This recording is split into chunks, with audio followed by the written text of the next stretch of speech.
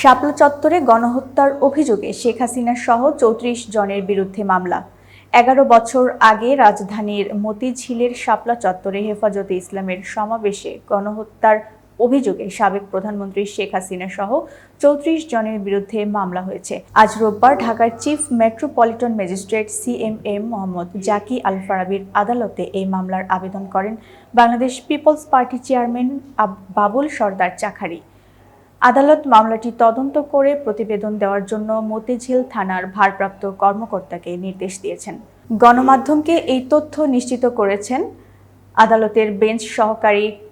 নাজমুল হাসান তালুকদার। মামলার জন্য আসামিদের মধ্যে আছেন সাবেক স্বরাষ্ট্রমন্ত্রী আসাদুজ্জামান খান কামাল, সাবেক প্রধানমন্ত্রীর নিরাপত্তা উপদেষ্টা তারিক আহমেদ সিদ্দিক, সাবেক উপদেষ্টা সালমান এফ রহমান, বাংলাদেশ ওয়ার্কার্স পার্টির সভাপতি রাশেদ খান মেনন, সাবেক তথ্যমন্ত্রী হাসানুল হক ইনু, সাবেক বস্ত্র ও পাটমন্ত্রী জাহাঙ্গীর কবির নানক, পুলিশের সাবেক মহাপরিদর্শক বেনজির আহমেদ, আওয়ামী লীগের যুগ্ম সাধারণ সম্পাদক মাহবুবুল আলম হানিফ, সাবেক আইজিপি হাসান মাহমুদ খন্দকার, সাবেক আইজিপি কে এম শহীদুল হক,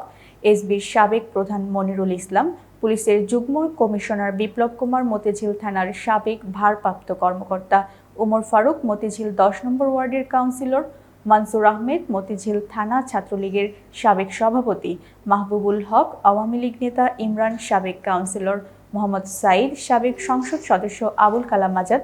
আওয়ামী লীগ নেতা আকরাম হোসেন, সংরক্ষিত নারী আসনের সাবেক সংসদ সদস্য ফারজানা আক্তার, সাবেক সংসদ সদস্য মমতাজ আক্তার, সাবেক ওয়ার্ড কমিশনার আনিসুর রহমান, আওয়ামী লীগ নেতা আলমগীর হোসেন, ন্যাশনাল পিপলস পার্টির চেয়ারম্যান শেখ সালাউদ্দিন, মতিঝিল জোনের সাবেক উপকমিশনার শেখ নাজমুল আলম, হামদর্দ গ্রুপের পরিচালক মেজর ইকবাল, মতিঝিল জোনের সাবেক উপকমিশনার আশরাফুজ্জামান, ন্যাশনাল টেলিকমিউনিকেশন মনিটরিং সেন্টারের সাবেক মহাপরিচালক মেজর জেনারেল জিয়াউল আহসান, ঢাকা দক্ষিণ সিটি কর্পোরেশনের মেয়র শেখ ফজলে নূর তাপস এবং